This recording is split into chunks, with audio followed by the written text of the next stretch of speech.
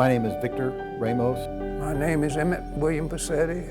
Michael DiLorenzo. I'm Teresa Mercurio. My name is Terry W. Passetti.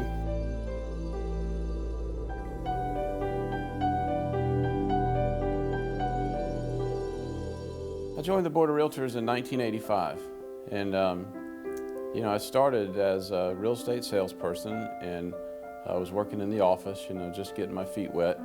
In 1965, when I joined the board, I think it was on January 5th, there was 15,000 people that lived in the city of St. Augustine, which is about the same population now. The tourist business was driving the train. Oceanfront lots at Crescent Beach were $8,000, and the most expensive house in this area was a house on the water over on the island was $50,000. So I'll just give you an idea. Well, I joined the Realtors in 1970, and they had the offices in the Exchange Bank building in downtown St. Augustine. I think the thing that I remember the most is that Ponte Vedra was starting to be developed, and it was owned by Stockton, Watley, and Davin. The opportunity for St. Augustine St. Johns County Board of Realtors came up.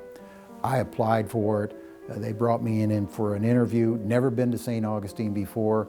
Fell in love with the town and the people. And I've been here since July of 2009. The year I joined the board was 1998. I think we had, I would say, maybe 200, 300 members at that time. I remember it being more intimate.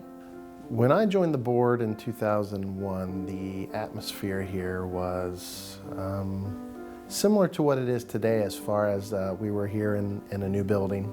I think everything was great. I came in and felt very welcome, and luckily my family had been in the business long enough where everyone kind of knew me, so it was easy to kind of walk in and feel at home.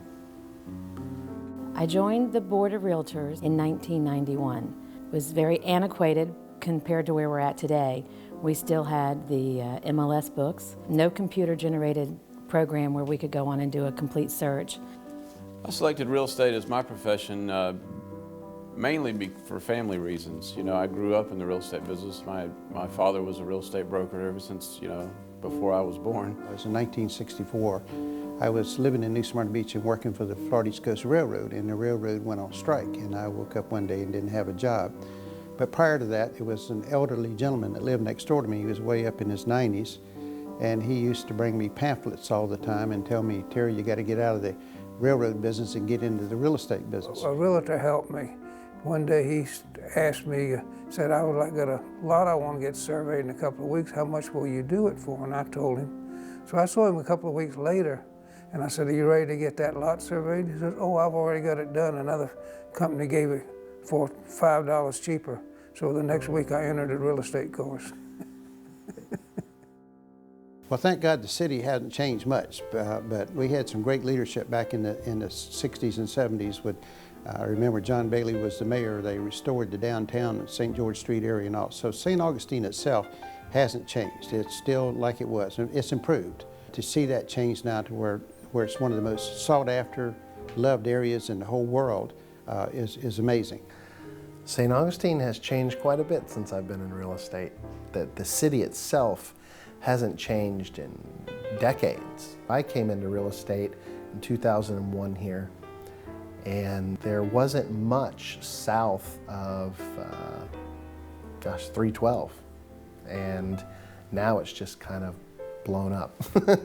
And that's part of the real estate boom. That's just what happened. I've been in the real estate profession for 21 years, so the change that I've seen in St. Augustine has been pretty dramatic, from a very small, sleepy town to what we see today. It's a wonderful place to live.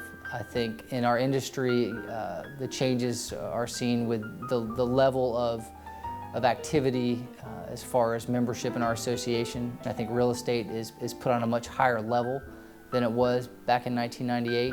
And the technology today is far greater than it's ever been. And I think that people have to understand technology is needed, but at the same time, you can't let technology take over your business to whereby you're only dealing with the technology side and not the people side. We've seen great technology with the internet. We've seen a lot of improvement with our MLS data access. In the 80s, we had pagers. And then late 80s, cell phones came out and they started to get more and more popular. So, you know, now a cell phone is not something that you just make a phone call with. It's, you know, a lot of people use it. It's their total communication device. I think it's wonderful for people who grew up in it, but people like me, it's terrible. My grandchildren know more about the technology than I do. Couldn't see spending that much time on computers, but it's what you have to do today to be successful. A lot of people spend a lot of time on that technology side, and their business hasn't improved because they've let the other go to the side. So I think the issues for today's realtors centers on all those things. The advice that I would give someone coming into the business today would be to get involved. I think getting involved gives you not only the information you need to be successful, but it also puts you in a position to learn at a much quicker pace. The name coupled with the face is so much more powerful than just the name, you know, or a phone call. So it helps you build those relationships with people that you're going to do business with. Helps you remember to treat them honestly, fairly, politely. You know, sometimes when you get a little frustrated, it's easy to pick up the phone and maybe say something that you might not say to somebody that you considered a friend. So, you know, hopefully we're building friendships. And that they should select the type of real estate that they want to be involved, whether it was homes or land or what it was, and get extremely familiar with a particular area that they're trying to serve. I know what helped me. I was involved in so many different entities. I was president of the Junior Chamber of Commerce, president of the Chamber of Commerce, president of Industrial Development Corporation, and ended up later as mayor of the city of St. Augustine Beach. And all those involvements helped me better understand the community and what you needed to do to be successful in it. I would say focus.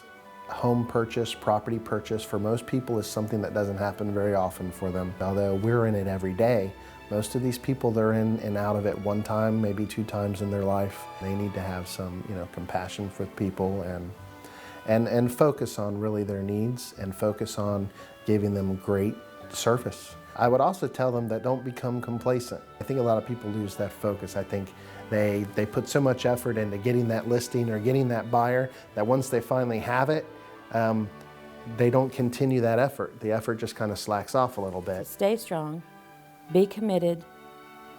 Do not think this is a part-time career. It is not. You do a disservice to the consumer and the everyday public if you feel that this is a part-time endeavor, because it's not. It's a serious career. Take it seriously. Treat it like it's a business and not a hobby. Learn more, okay? Learn more on a broader scope, not just about listing and selling. That's one-dimensional. Listing and selling is what we as realtors primarily do.